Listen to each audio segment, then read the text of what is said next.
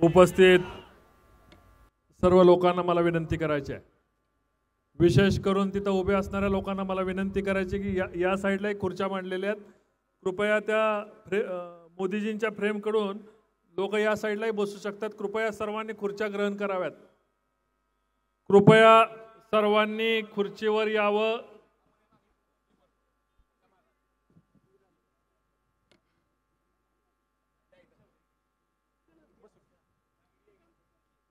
फलटण तालुका सन 2000 पासूनच्या गोष्टीची वाट पाहतोय. तो सोन्याचा दिवस, सुवर्ण अक्षरात लिहिण्यासारखा दिवस आज 17 जानेवारी रोजी उगवला. आपलं सर्वांचं भाग्य आणि माझं मी स्वतःला भाग्यवान समजतो की ज्यांच्या नेतृत्वाखाली मी काम करतो त्यांचं दातृत्वही तेवढंच मोठं आहे. आपल्याला सर्वांना ज्यांनी दुष्काळी या माढा लोकसभा मतदारसंघाचा कलंक पुसण्याचं काम केलं, या कार्यक्रमाचे प्रमुख पाहुणे आपल्या सर्वांचं आशास्थान, या भागाचे खरे भाग्यविधाते आदरणीय देवेंद्रजी फडणवीस साहेब, उपस्थित माजी मंत्री, या जिल्ह्याचे सहपालकमंत्री असणारे आमचे सर्वांचे सहकारी सदाभाऊ खोत, माढा विधानसभेचे लोकप्रिय आमदार आदरणीय बबनदादा शिंदे साहेब, मान खटावचे तुमच्या आमच्या सर्वांचे मित्र, या भागाचे नेते आदरणीय जयाभाऊ गोरे साहेब,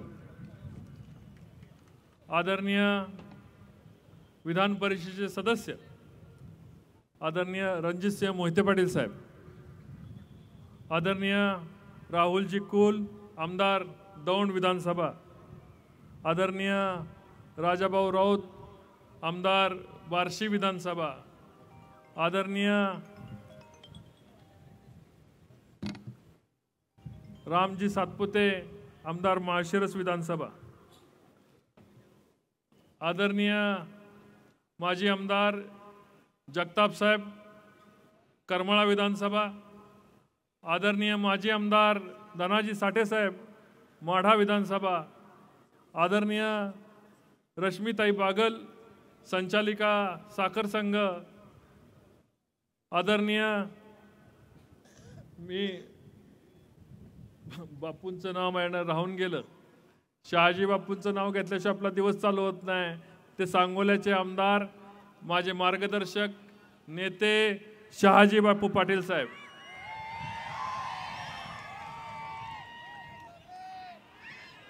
आदरणीय डॉक्टर दिलीप येळगावकर साहेब, आदरणीय ज्यांचा आज भारतीय जनता पार्टीमध्ये प्रवेश झाला ते प्रल्हाद साळुंके पाटील साहेब, राजकुमार नाना, आदरणीय जिल्हाध्यक्ष धैर्यशील दादा,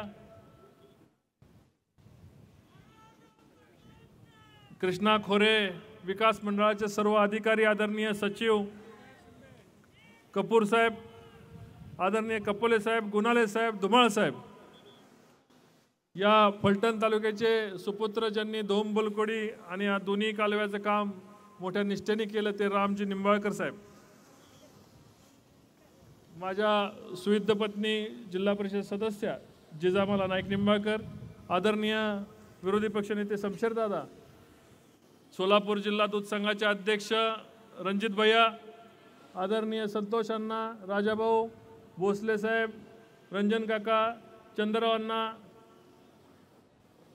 शंभूराजे, सर्व माझे सहकारी, जर कुणाचं नाव घ्यायचं राहिलं असल्यास मला माझे सर्व तालुका मंडलाध्यक्ष, जर कुणाचं नाव माझ्याकडं घ्यायचं असेल राहिलं असेल क्षमा करावं. आमदार गोपीचंद पडळकर साहेब माझ्या मागच आहेत, आमदार श्री गोपीचंद पडळकर साहेब, राजाभाऊ राऊतांचं नाव घेतलेलं आहे. काय होतं एवढा मोठ्या कार्यक्रमामध्ये माझी मैत्री सर्वांचीच आहे, हे सर्व व्यासपीठावर असणारे माझे सर्व सहकारी आहेत आणि कुणाचं नाव मागं पुढे घ्यायचं, कुणाचं घ्यायचं, कुणाचं राहून जातं, कधी कधी मला क्षमा करावे.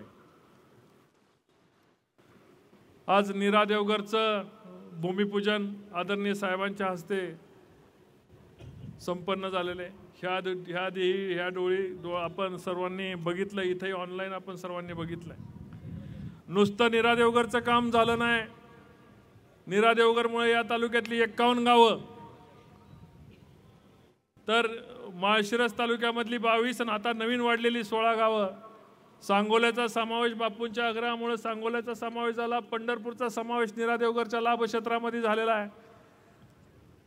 आणि नीरा देवघरमुळेच आता धोमबोलकडीची 75 गावं, असा एवढा पसरलेला मोठा या नीरा देवघरचा लाभ क्षेत्र लाखो लोकांना पाण्यापासून. या ठिकाणी छत्रपती उदयनराजे भोसले साहेब या ठिकाणी उपस्थित आहेत, त्यांचे मी या ठिकाणी स्वागत करतो. आदरणीय शिवेंद्रराजेंचं नाव आहे, राहून गेलं, आदरणीय शिवेंद्रराजे या ठिकाणी उपस्थित आहेत, त्यांचंही मी या ठिकाणी स्वागत करतो. आणि मोठ्या प्रमाणामध्ये दुष्काळी नावाचा कलंक साहेब आमच्या डोक्यावर कायमस्वरूपी थापला गेला. फलटण असो, खटाव असो, मान असो किंवा माळशिरसचा भाग असो, सांगोला असो, कायमस्वरूपी दुष्काळी म्हणून या भागाला गणलं गेलं.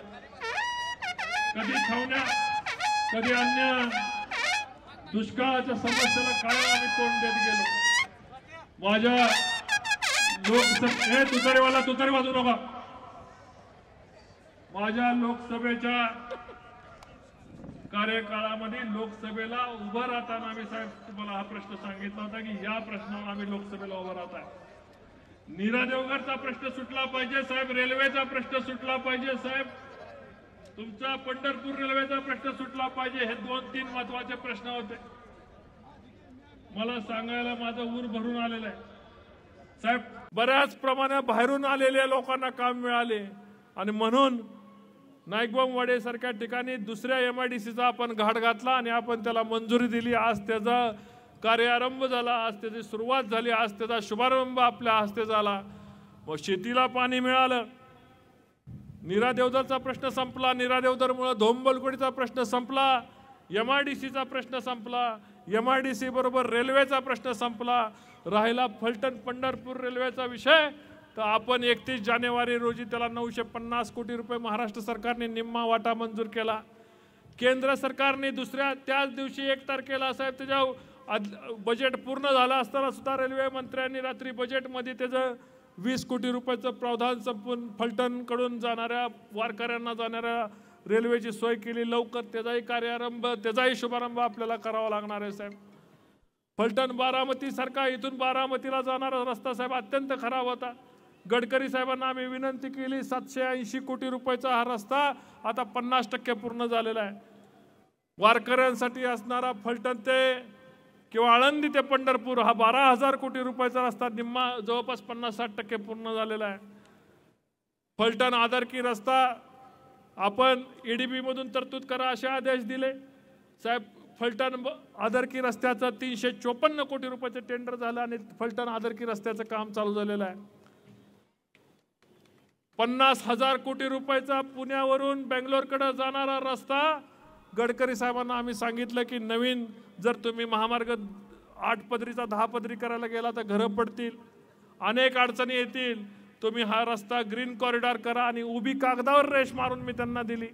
गडकरी साहेबांनी मी मारलेली रेग, त्या रेगेलाच ग्राह्य धरून त्या ठिकाणी अंदाजपंच मारलेली रेग म्हटले ह्या रेषेप्रमाणे करा. तर बेंगलोरला जाणारं 75 किलोमीटरचं अंतर वाचलं आणि 50,000 कोटी रुपयाचा रस्ता फलटण खटाव मान या दुष्काळी भागातनं जाणार आहे. तो रस्ता केवळ जाणार नाही, लोकांच्यासाठी जयाभाऊंच्या इथं आर्थिक मोठा कॉरिडॉर उभा राहतोय. आणि तो कॉरिडॉर उभा राहत असताना त्या ठिकाणी आम्ही केंद्र सरकारला पंतप्रधान महोदयांना विनंती केली, तिथं विमानतळ होऊन द्या. सभा मतदारसंघामधल्या एकही योजना पाण्याची सिंचन योजना राहिली नाही. राहिली 22 गावं होती, माळशिरस तालुक्यामधली 22 गाव होती. इथं बसणाऱ्या सर्व अधिकाऱ्यांना मला धन्यवाद द्यायचे. मागील महिन्यामध्ये त्याला कार्यकारी समितीने मंजुरी दिली, आर्थिक तरतुदी आणि प्रशासकीय मान्यतेसाठी कॅबिनेटला आता लवकर येणारे आपण साहेब त्याला मंजुरी द्यावी. नीरा देवघरचा या जवळपास 544 कोटी रुपयाची आपण टेंडर काढली. 544 कोटी रुपयामध्ये 20 किलोमीटर पर्यंत काम झालंय. माळशिरस तालुक्यामधले माझे सहकारी रामभाऊ सातपुते मला सारखं विचारतात की पाणी माळशिरस मध्ये कधी येणार आहे. तर माळशिरसला पाणी नेण्याकरता 850 कोटी रुपयाची गरज आहे आणि हे 850 कोटी रुपयाची घोषणा आपण आज करावी अशी मी तुम्हाला सर्वांच्या वतीने हात जोडून विनंती करतो। या आपल्या घोषणेमुळे माळशिरसच्या जनतेला नीरा देवगरच्या पाण्याचा जो आस लागून राहिलेली आहे ती त्यांची आस पक्की होईल की आता माळशिरसलाही पाणी येणार आहे आणि त्या माळशिरसला पाणी आपल्या शुभ असते माळशिरसचे पूजन करायची आमची इच्छा आहे। आदरणीय या रेल्वेसाठी आदरणीय विजयसिंह मोहिते पाटील आणि त्यांच्या कुटुंबियांनी सुद्धा 2014 सालापासून बराच संघर्ष केला होता, पण दुर्दैवाचं त्या सरकारने महाराष्ट्र सरकारने त्याला निम्मा वाटा दिला नाही, त्यामुळे तो प्रोजेक्ट रद्द झाला। नीरा देवगरचा प्रोजेक्ट ला सुद्धा कुठेही 1 रुपयाची प्रशासकीय मान्यता नाही, ते पाणी फलटणच्या पलीकडे जाऊन अडलं आणि ते आपण दिलेल्या शब्दामुळे 950 कोटी रुपये मिळाल्यामुळे आता ती रेल्वे धावणार आहे। साहेब, सगळ्यात महत्वाचं इथं जे 51 TMC पाण्यासाठी आपण कृष्णा फ्लड डायव्हर्शन नावाची योजना तयार केलेली आहे आणि त्या कृष्णा फ्लड डायव्हर्शनला कपूर साहेब इथं बसलेले आहेत। कपूर साहेब, आपण विनंती आपल्याला ऐकावं। त्याचं सर्वेक्षण करण्यासाठी जवळपास 25 कोटी रुपयाची आवश्यकता आहे आणि कृष्णा फ्लड डायव्हर्शन मुळे सातारा जिल्ह्यातील खटावमान, फलटण तालुका आणि सोलापूर संपूर्ण जिल्हा, मराठवाड्यातील काही तालुके जवळपास कोटभर लोकांना त्याचा फायदा होणार आहे। 1 कोटीपेक्षा जास्त लोक कृष्णा फ्लड डायव्हर्शन मुळे त्याचा फायदा होणार आहे। कृष्णा फ्लड डायव्हर्शन मुळे असणारी आम्ही एक्झिस्टिंग कॅनल प्रणाली नीरा उजवा कलवा धोम वलकोडी असेल आणि नीरा देवगरचा असेल तर बोगद्याद्वारे येणाऱ्या पाण्याद्वारे आम्ही त्या तिन्ही कॅनल चार्ज करून या ठिकाणापासून सोलापूर जिल्ह्याला पाणी आम्ही देऊ शकतो। आणि नीरा नदीवर उजनीचा बोगदा झालेला आहे। उजनीच्या बोगद्यामध्ये नीरा नदीच्या बोगद्यामध्ये ते पाणी सोडलं तर ते उजनीला जाणार आहे। उजनीवरून परत एक बोगदा करमाळा तालुक्यामध्ये लिंक फाई नावाचा बोगदा झालाय। मराठवाड्याकडे जाणाऱ्या पाण्याचा तो मार्ग मोकळा झालेला आहे।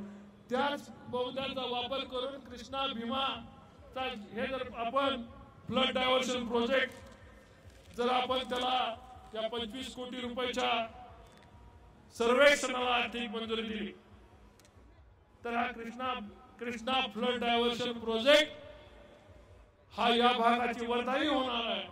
भविष्यामध्ये जेव्हा म्हणजे सूर्य चंद्र जोपर्यंत आहे तोपर्यंत देवेंद्रजी फडणवीस साहेबांचं नाव कोणी महाराष्ट्रामध्ये विसरणार नाही। हा एवढा मोठा लाभदायी या सगळ्या पोराबाळांचं भविष्य या कृष्णा फ्लड डायव्हर्शन मुळे साहेब बदलणार आहे।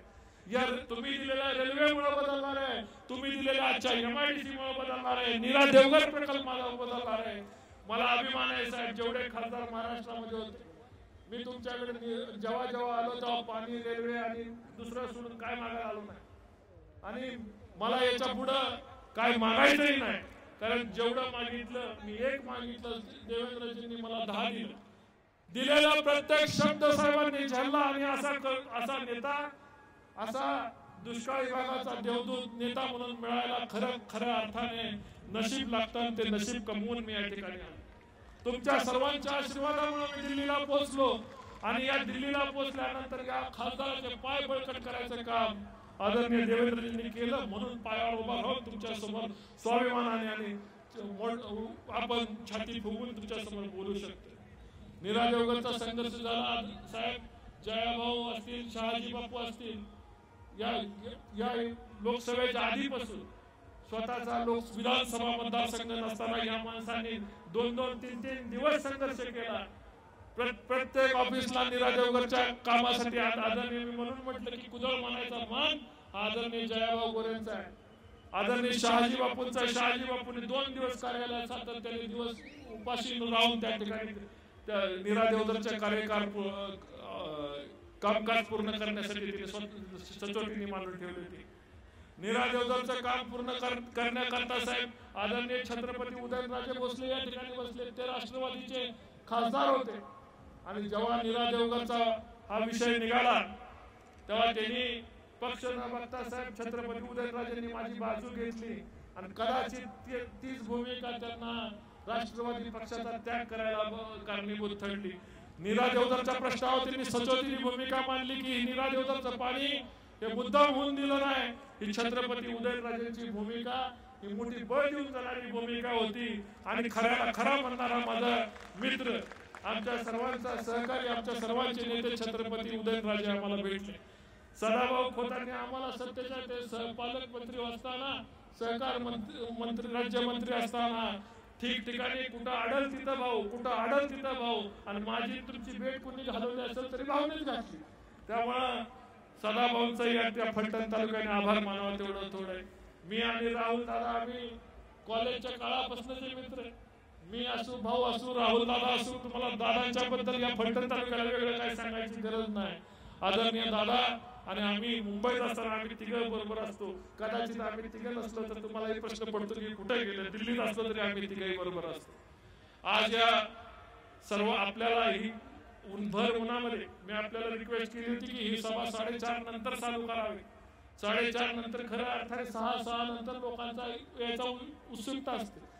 पण आपल्या व्यस्त दौऱ्यामुळे आज ही सभा आपल्याला लवकर भर उन्हामध्ये करता आली. पण मला आश्चर्य वाटलं की भर उन्हाचे या तालुक्यामधल्या, या माढा मतदारसंघामधल्या सर्व तालुक्यामधून आलेल्या माझ्या महिला भगिनी सुद्धा आपण बघितल्या असतील. तर मोठ्या संख्येने महिला भगिनी या ठिकाणी उपस्थित. त्या महिला भगिनींसाठी आपण सर्वांनी एकदा जोरदार टाळ्याचा कडकडाट करा.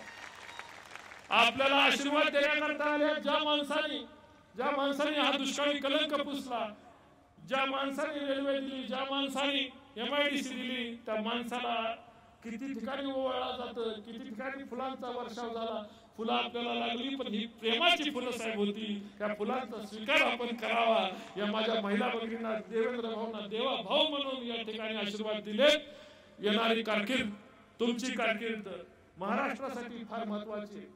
देवेंद्र फडणवीस साहेबांची कारकीर्द तुमच्यासाठी, महाराष्ट्रासाठी, तमाम जनतेसाठी आम्हाला महत्वाची आहे. आणि तुमची कारकीर्द दैत्यमान कारकीर्द या पुढे घडेल. कारण ही जनता हृदयातून तुम्हाला आशीर्वाद देणार आहे. माझ्या तालुक्यातील जनता असू, माढा मतदारसंघातली जनता असू किंवा महाराष्ट्रातली जनता असू, काम करणाऱ्या तुमच्या सारख्या नेत्याच्या पाठीमागे अविरत आशीर्वाद उभा करणार आहे. आणि तुमची भविष्यातली कारकीर्द महाराष्ट्रातल्या जडणघडणीसाठी फार महत्वाची आहे साहेब. तुमच्या कारकिर्दीमध्ये महाराष्ट्र बदलतोय, महाराष्ट्र वाढतोय. महाराष्ट्राचं शेतीच्यासाठी पाणी मिळतंय, पिण्याच्यासाठी पाणी मिळतंय, औद्योगिकीकरण होतंय. आणि तुमची कारकीर्द भरण्यासाठी आमच्यासारखे सैनिक, आमच्यासारखे सहकारी जीवाचं रान करून फिरणार आहेत. मी मगाशी गाडीतून येताना साहेबांना सांगत होतो, हा आता जे शब्द आम्ही मागितले होते शब्द तुम्ही पूर्ण केलेत. उद्याच्या भविष्यामध्ये कुठेही काय होऊन दे साहेब, ज्याला ज्या दगडाला कुंकू लावतील त्याचा गणपती म्हणून आम्ही पूजू आणि त्याच्याबरोबर ताकदीने उभा राहू. भविष्यामध्ये कुठलाही स्वार्थ, आणि मी या तमाम फलटणच्या जनतेसमोर शब्द देतोय साहेब की एक सुद्धा तुम्ही उद्या भविष्यामध्ये कुणाचाही निर्णय घ्या. रणजित नाईक निंबाळकर तर माझी पत्नी आणि माझे बंधू आहेत सगळे, माझ्या समोर बघितले त्यांना शब्द देतोय. उद्याच्या भविष्यामध्ये कुठलाही कठोर निर्णय घेतला तरी भारतीय जनता पार्टी या तालुक्यामधनं किमान 70-80 हजाराचा लीड तुम्हाला दिल्याशिवाय राहणार नाही. मी म्हणतोय ते बरोबर आहे ना? शब्दाला पाळणार ना माझे? कुठलाही दगड उभा केला तर दगडाला सिंदूर फसायचं काम आपण करणार आहे ना? मला एवढंच या ठिकाणी सांगायचंय. कारण लोकांना वाटत होतं की लोकसभेच्या पार्श्वभूमीवर सभा ही लोकसभेची नाही, ही वचनपूर्तीची सभा आहे. रणजित नाईक निंबाळकरने दिलेला वचन तुम्ही पूर्ण केले. तुमचे आभार मानण्याची सभा आहे. आणि तुमचे आभार मानताना तुमच्या ऋणातून कधी मुक्त व्हायचं नाही. म्हणून या लोकांना साक्षी मानून मी या ठिकाणी तुम्हाला शब्द दिलाय की येणाऱ्या भविष्यात जो काही निर्णय घेतात त्या सगळ्या कडू गेळ्या गिळण्याची आमची ताकद आहे. आज सुद्धा एक कडू गिळी गिळतोय साहेब, आज सुद्धा एक कडू गुळी गिळतोय. माझ्या सहकारी मित्रांवर लक्ष ठेवा, सर्व माझ्या सहकारी मित्रांवर प्रेम करा आणि सर्वांना ताकद द्या, अशीच प्रार्थना मी तुमच्या समोर करतो. आणि माझे शब्दला विराम देतो. माझ्या दुसऱ्या सहकारी मित्राला जयाभाऊला बोलायचे म्हणून मी माझ्या शब्दाला विराम देतो. आदरणीय आमदार जयाभाऊ यांनी बोलावं. जय हिंद, जय महाराष्ट्र.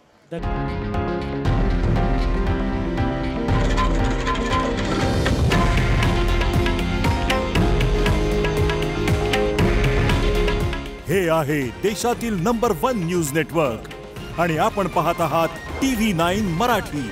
काळजी तुमची, हित महाराष्ट्राचं.